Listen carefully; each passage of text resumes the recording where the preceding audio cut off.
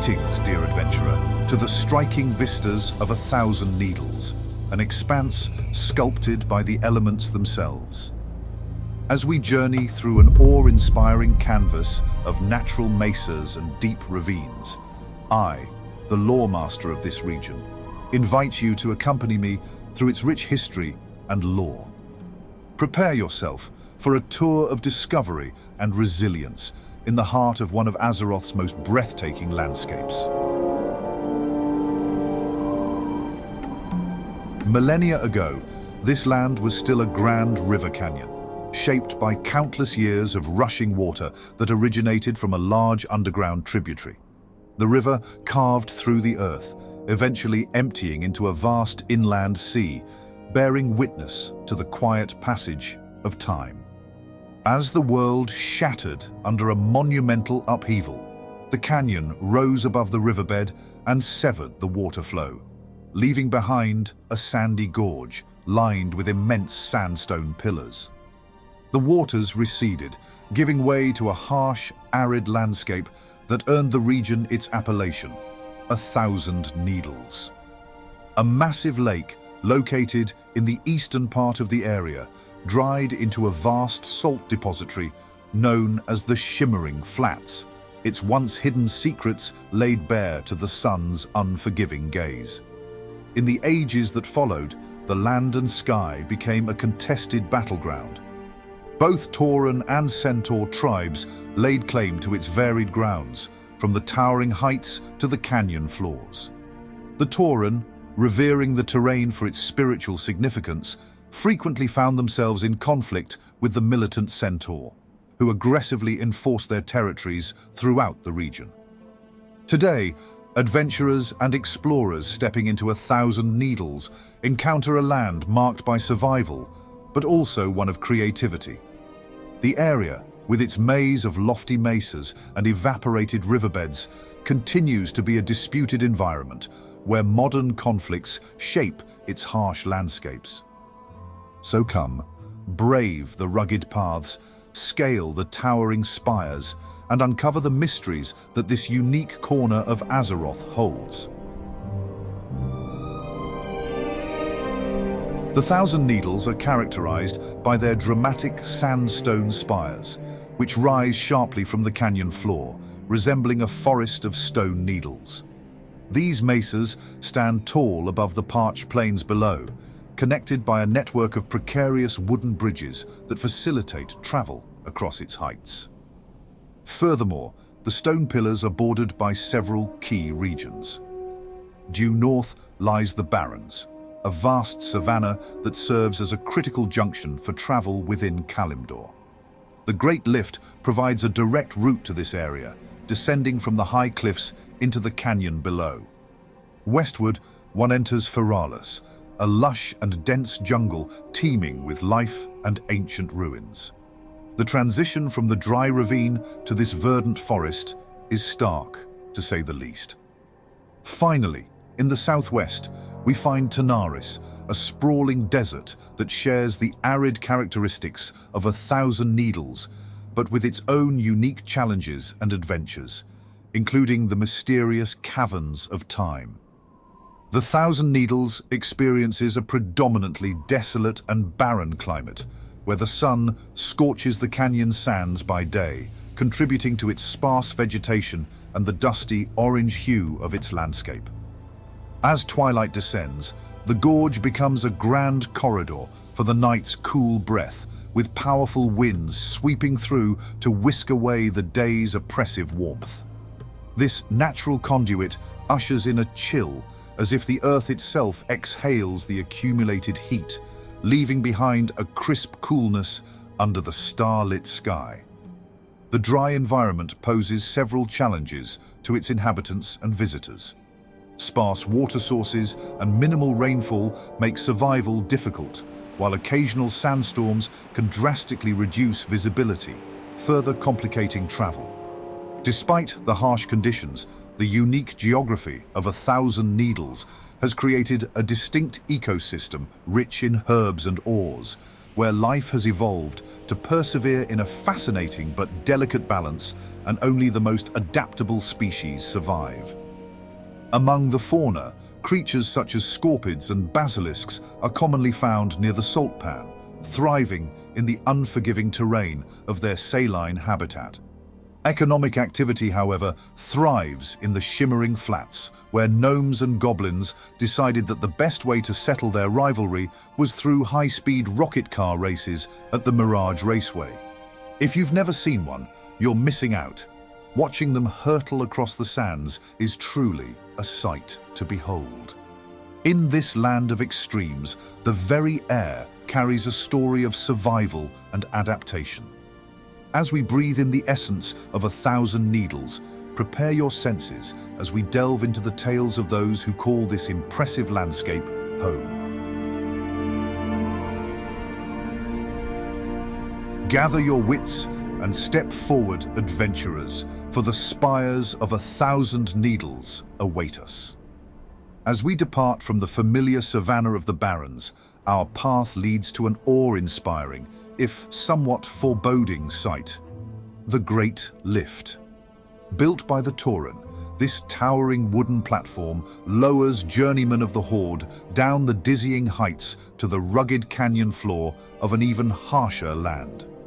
Here, Grish Longrunner and Brave Moonhorn stand guard, not only to operate the lift, but to caution travelers of the dangers awaiting them in the depths below.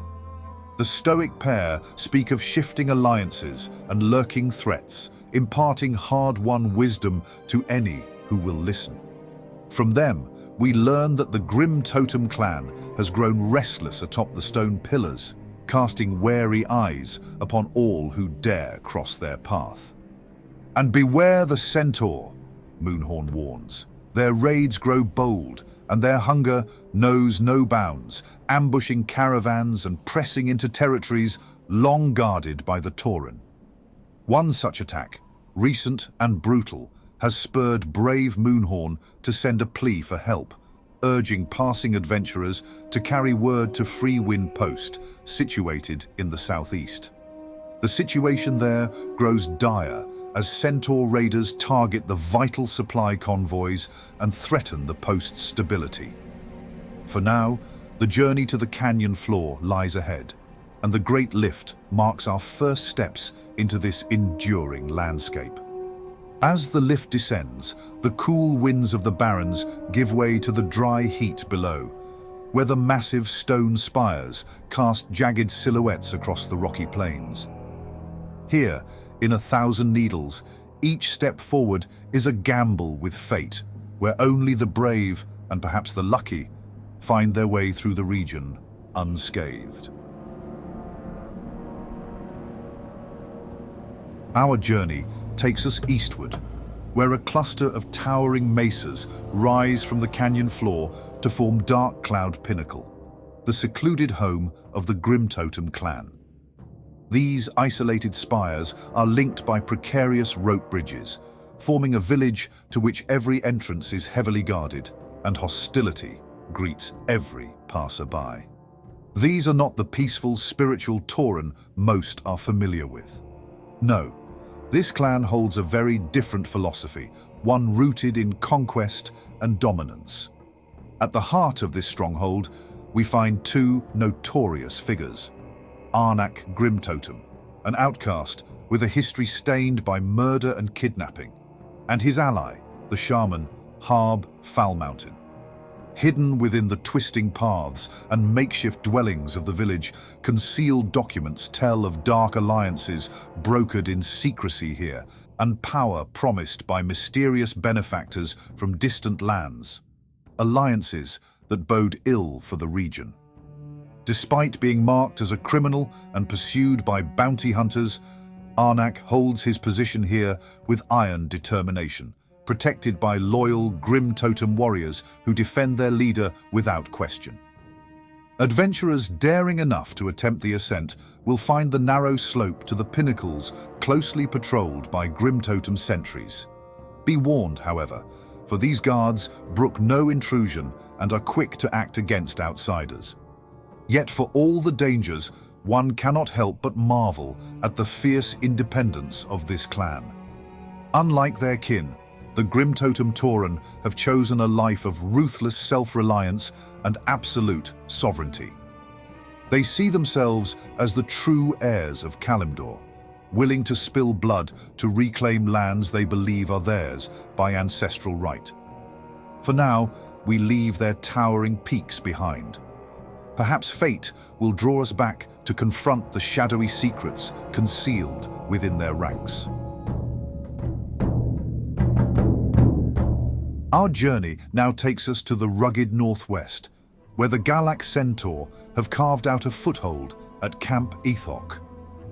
Known for their ruthless raids, the Galak clan recently ambushed a supply caravan bound for Freewind Post, looting its goods and killing its escorts. Among the survivors is Wislow Bearingshiner, a resourceful goblin inventor who has taken refuge at a small horde camp nearby known as Whitereach Post. Wislow recounts the ambush with a mix of frustration and bemusement. Among the cargo of the ill-fated caravan was his ferocious panther guarding his most prized invention. True to goblin nature and trusting no one else with his hypercapacitor gizmo, Wislow had secured it around the panther's neck, ensuring its safety during the transport. Currently caged amidst the wreckage of the supply convoy, even the Centaur raiders tread carefully around the beast, wary of its unpredictable rage. The task is clear for those willing to rise to the challenge. Retrieve the gizmo from the panther's neck and return it to the goblin inventor. Wislow's joy at its return is evident, though one can't help but question whether he truly knows what the device actually does. With our quest completed, however, we leave Whitereach Post behind, eager to see what dangers and treasures await us further into 1,000 Needles. Westward travel brings us to the border of Feralas, where the lush, dense woods beckon us closer with their secrets. Thalanar, a tiny Alliance outpost perched at the edge of Feralas, lies within view. While we pass near their camp, we do not seek conflict with the Night Elves stationed there. Today, our exploration remains within the lands behind us, leaving what lies beyond for another time. Let us shift our gaze to the western cliffs of Highperch, a windswept plateau that is home to the majestic Highperch wyverns and their nests. Proud and territorial, these fierce creatures dominate the skies, their graceful forms soaring between the many jagged precipices. For the Horde, this plateau holds a special significance. Young Tauren are sent here from Freewind Post to study the wyverns and to cull eggs from their ancestral nesting grounds. Eggs that will one day hatch into the regal mounts that will carry the champions of the Horde to glory across Azeroth. It is quite a breathtaking sight, so wander freely and explore as you wish, but keep within reach for your own safety. Speaking of curiosity, it seems we've stumbled upon Pauka Swift Mountain, a young and overly curious Tauren who ventured to Highperch to understand the ways of these magnificent creatures. His enthusiasm, however, got the better of him, and after an encounter with an irate wyvern, he now finds himself stranded amidst the cliffs. His tale is a cautionary one, a reminder that even in research, respect for nature's boundaries is paramount. For those of you willing to lend a hand, Pauka seeks safe passage back to Whitereach Post. The path down from Highperch is treacherous, but anyone brave enough to escort him will earn not only coin, but also the gratitude of his mentor, Motega Firemane. As we linger for a moment longer, we cannot help but admire the Highperch wyverns, symbols of freedom, and the untamed spirit of 1,000 Needles. But beware, adventurers, for the road ahead will only grow more challenging as we delve deeper into this storied land. Leaving the heights of Highperch behind us, our path winds southward until we come upon the Screeching Canyon. True to its name, the air here is alive with an incessant, piercing wail carried on the wind. This place is home to the Screeching Harpies, a frenzied flock of blue-plumaged creatures that claim the gorge as their domain. They seem to have no love for outsiders, so it's best to move with caution. Perched high above the canyon floor, the Roguefeather den is carved into the mountainside, a harpy lair concealed within a cavern. The den is alive with motion, where the tribe guard their precious hoard of foodstuffs. These crates, hidden in the depths of their cave, are the treasured plunder of Grenka Bloodscreech, the leader of this harpy brood. Her shrill cries echo through the den, a warning to all who dare approach. As we venture deeper into the canyon, the harpies' zeal for their hoarded crates becomes increasingly apparent. One can't help but wonder where such supplies originate. Are these crates spoils from unfortunate travelers who dared to cross their territory? Whatever their origin, one thing is certain: their survival in this barren land comes at the expense of others. For the miners among us, however, the allure of iron riches within the cavern may prove too tempting to resist. But be warned, the harpies are relentless in their defense, and those sharp talons are not merely for show. So, fellow explorers, shall we press onward or simply admire the ravine from a safer distance? The choice, as always, is yours. Leaving the harpy-infested Screeching Canyon behind, we turn our gaze northward, where we come upon an imposing stronghold. Nestled against the northern wall of 1,000 Needles lies Splithoof Crag, the largest settlement of the fearsome Galak centaur. Unlike the smaller camp etched we encountered earlier, Splithoof Crag functions as the strategic base of operations for the Galak clan. And see that hollow up there, etched into the mountainside? That's Splithoof Hold, a cavernous retreat adapted by the centaur into a place of reverence. It is here that the Galak guard one of their most valued relics, the cloven hoof, an artifact dating back to the creation of the centaur. This relic is no ordinary heirloom. It is enshrined within an ancient brazier, surrounded by the sacred flame. Legend has it, this fire cannot be extinguished by mortal means, and only the venerated waters from a Kaldori moonwell might douse it.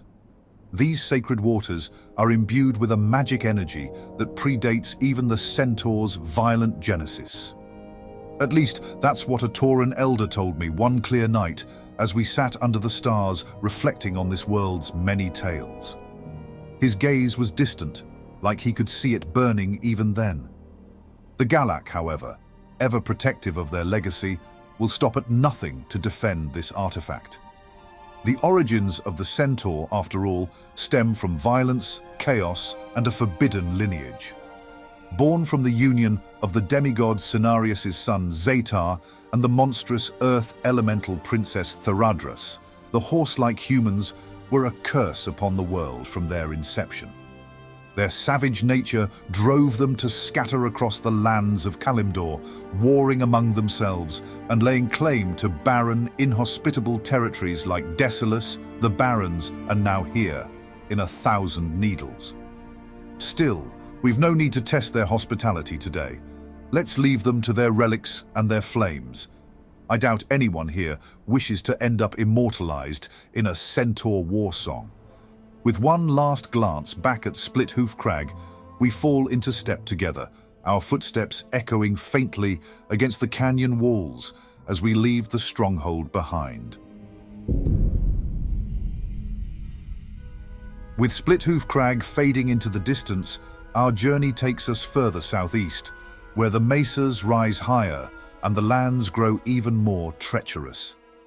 It is here, perched atop one of the tallest buttes in 1,000 Needles, that we find Freewind Post, a Tauran settlement serving as both a sanctuary and a bastion against the region's many dangers. The children of the Earth Mother have built their village atop these towering spires to avoid the reach of the marauding centaur warbands, the savage grim totem tribe, and even the screeching harpies below. Ingenious wooden lifts ferry travelers to and from the canyon floor, while handcrafted bridges link adjacent pinnacles, forming a network that is both practical and precarious. As we explore the post, a few notable figures come to our attention. Cliff Watcher Longhorn, the settlement's stoic leader, commands with authority, yet there's an air about him that gives pause. Perhaps it's his distant demeanor, or perhaps it's merely the cynicism of a seasoned traveler, but one cannot shake the feeling that all is not as it seems. For now, he fulfills his function as the stalwart protector of Freewind Post, though the threads of his story may unravel in ways we cannot yet foresee. Meanwhile, among the Tauran of the village, rumors swirl of a strange alien egg discovered in one of the serpent nests of the region. This egg, said to have hatched a crimson serpent known as Arikara, has stirred unease throughout the encampment. Some claim the creature is a spirit of vengeance, a harbinger of retribution for sins unspoken. The Tauran shaman Motega Firemane seeks to address this threat, although the mystery surrounding Arikara's emergence and the Grim Totem tribe's interest in it remains unresolved. As the inhabitants of Freewind Post grapple with the conundrum surrounding the serpent, it seems the struggle against forces unknown is not theirs alone. In the eastern reaches of the camp, we meet Magistrix Elosai, an exiled blood elf whose quest has led her far from the gilded spires of Silvermoon. Her ambition is to free her kin from their arcane dependency, yet her isolation here speaks to the heavy price of defying her people's traditions. Though Elosai's determination is admirable, her research treads perilous ground. From my own studies, I know the fate of the wretched all too well. Elves consumed by their insatiable craving for magic, transformed into pitiable and dangerous husks. It is such a grim fate that Elosai seeks to avert, but one must wonder whether the path she has chosen will lead to salvation or to unintended ruin. Freewind Post, with its hazardous heights and deeply rooted traditions, offers a moment of respite amidst the dangers of 1,000 needles. But it is also a place where more questions arise. As we prepare to leave this lofty mesa behind, one thing is certain. The challenges of this land are far from over, and the stories we uncover here will echo long after we've moved on. With the story of Freewind Post fresh in our minds, we continue our journey southeastward, where the sun beats down mercilessly and the air carries an electric hum. It is here we come upon Windbreak Canyon, a stretch of land teeming with brightly colored wind serpents and their nests. With their sleek forms, these winged creatures glide effortlessly on the heated updrafts. The canyon itself is but a passage on our travels, yet it holds its own peculiar beauty. Guided by our shared curiosity, it's little wonder that we soon find ourselves venturing off the beaten path. Following the trail through the serpent's laying grounds, we uncover a lesser-known site, the weathered Nook, a small, well-concealed cave tucked against the northern mountain face of 1,000 needles. Here, at last, within the cool shadows of the cliffs above, we find reprieve from the relentless sun and meet Dawn Planestalker and Prate Cloudseer, two figures whose tasks are as arduous as the journey to reach them. Dawn offers trials that demand faith, endurance, and strength, all while unraveling the deep heritage and storied past of the Horde. For those of you feeling particularly bold, Dawn's subsequent trials will take you far beyond the bounds of 1,000 needles, introducing you to tales of the dragon aspects and the origins of the scourge itself. It is an adventure not easily undertaken, but promises rewards both material and intangible, not the least of which is the respect of your peers in this ever-changing world of ours. However, such a path is not for everyone, and that is perfectly fine. For now, those of you who wish to embrace Dawn's trials may do so with my blessing, while the rest of us remain here, sharing stories with Prate Cloudseer over a soothing cup of herbal tea. A Tauran specialty, no doubt, as we enjoy a brief respite from the heat.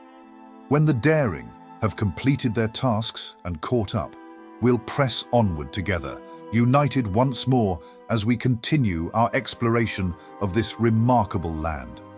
So, brave adventurers, the decision is yours. Will you seize the opportunity for glory and knowledge, or will you bide your time, saving your strength for the challenges ahead? Whatever you choose, 1,000 Needles still holds many secrets waiting to be unveiled. With the shadows of the weathered Nook behind us, our path leads southward, the terrain flattening as the mesas give way to an expanse unlike any we've encountered thus far.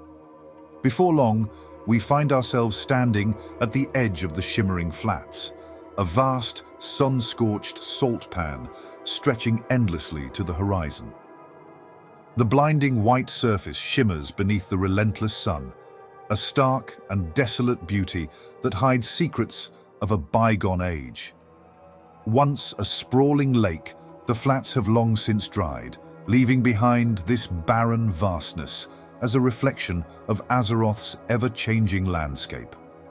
Our first stop takes us to Ironstone Camp, a small horde outpost tucked near the western reaches of the Salt Pan. Here, a group of orcs, led by Mokhtar Kryn, have carved out a foothold amidst the harshness. Their mission: to reclaim the ruins of the Rustmaul dig site to the southwest, a now abandoned dwarven excavation ground once overseen by the Explorers League. Mokhtar himself cuts a commanding figure, and his voice carries the weariness of an embattled leader and the resolve to see their mission through. From the gathered orcs, we learn of the chaos that unfolded when the dwarves dug too greedily into the earth, inadvertently stirring a Splithoof hive beneath the dig site. In an instant, these insectoid horrors surged forth, and though the dwarves bore the brunt of the initial swarm, the Splithoof's presence remains an ever-present threat to the area. The orcs of Ironstone Camp are no strangers to conflict, but even their hardened ranks speak of the hive with a wary tone. Mokhtar Kryn, determined to cleanse the Rustmaul dig site, seeks adventurers willing to face the insectoid menace and claim the area for the Horde. Whether to take up this task is a choice each adventurer must make for themselves. For those ready to answer the call, the dangers are many, but so too are the chances to prove your mettle in the presence of seasoned warriors. With Mokhtar's words to consider, we take our leave of Ironstone Camp, the sun beating down as the shimmering expanse of the flats stretches endlessly before us. The flats themselves pose their own dangers. Beneath the scorching sun, travelers contend with blistering heat and an unforgiving landscape that, nonetheless, teems with wildlife. Brightly colored basilisks, venomous scorpids, and opportunistic vultures patrol the stretch, reminding us that even here, life endures. Traces of its submerged history remain scattered across this desolate plain. In the northern flats, a wrecked sailing vessel lies embedded in the parched ground. A graceful design, unmistakably Night Elvish, its purpose and fate long lost to the sands of time. Nearby, we come upon the bleached remains of a giant turtle strewn across the salt pan, further evidence of the area's flooded past. And there, just ahead, Weasel's Crater, a massive scar in the heart of the flats. Was it shaped by nature or something else entirely? Hard to say, but it's quite the landmark. As we traverse the endless salt, the stillness slowly gives way to activity, a hub of ingenuity, rivalry, and pure chaos, the Mirage Raceway. Created by the goblin mastermind, Pozic, and his gnomish counterpart, Fizzle Brassbolts, this proving ground is where these eternal competitors showcase their mechanical brilliance. Goblin inventiveness, brash and explosive, meets the gnome's meticulous precision in an ongoing battle to claim engineering supremacy, as their rocket-powered drag cars tear across the shimmering flats, leaving behind a trail of dust and scattered dreams. It's a spectacle that draws onlookers from both the Horde and the Alliance, their cheers blending with the roar of engines and the incidental kaboom of a failed contraption. Between crashes, explosions, and the occasional eruption of tempers, the raceway buzzes with the clink of coins as wagers are placed on which racer might actually survive to see the finish line. I must say, the thrill of the competitions on wheels is undeniable, even for one such as myself, who prefers observing to partaking. Yet, for all its allure, it is time to leave the chaos of the track behind, turning our sights to what lies beyond this shimmering expanse of ours. It's hard to believe we've crossed the entirety of 1,000 Needles to come through unscathed on the other end of it all. And what a journey it's been. From wyverns to racing gnomes, every corner seems to have had a story waiting for us to uncover. Ahead lies Tanaris, where the relentless sun blazes even fiercer than in 1,000 Needles, casting its unforgiving glare over a land whispered to be the domain of the trolls. Their secrets are said to lie buried beneath grand dunes, daring the bold to discover them. Or perhaps it's all just endless sand and quiet skies stretching into the unknown. First things first, though, I wouldn't say no to finding a goblin tavern. The promise of rest feels like the greatest reward, and a cool drink and a decent chair wouldn't go amiss after all this wandering. Tanaris and its mysteries can wait until tomorrow.